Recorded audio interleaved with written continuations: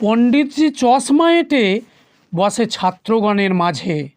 দ্বারপ্রান্তে হাজির পশুরাজ, এখন নাই সময় আমি কাজে। হুঙ্কার দেয় মহারাজা। পণ্ডিতজি বোঝে গলার স্বর, আসন ছেড়ে লুকায় ঝোপে, প্রাণ করে ধরপর। কোথায় আছেন পণ্ডিতজি, আসবেন করে দয়া? ভয়ের কোনো নাই কারণ, আছে আমারও প্রাণে মায়া।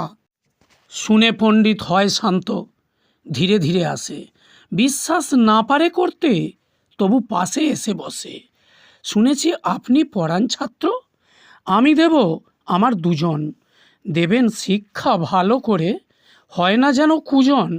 রাখুন বিশ্বাস আমার উপর, কোনো নাই চাপ।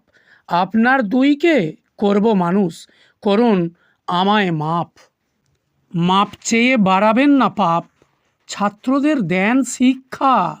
সন্তানদের শিক্ষাগুরু, তাদের আপনি দেবেন দীক্ষা।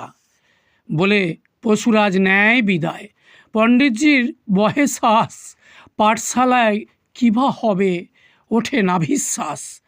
তিলে তিলে হয় বড় সকল প্রাণীরই বাচ্চা, সিংহ শাবক সবার সাথে কেবল লড়াই করে আচ্ছা।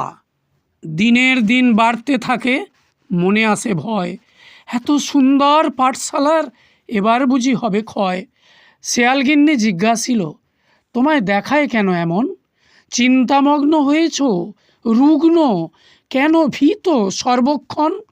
মনে ভাবে পণ্ডিতজি, দেশ ত্যাগ করাই ভালো, নইলে ঘরে শত্রু বাইরে শত্রু, সকল শান্তি গেল।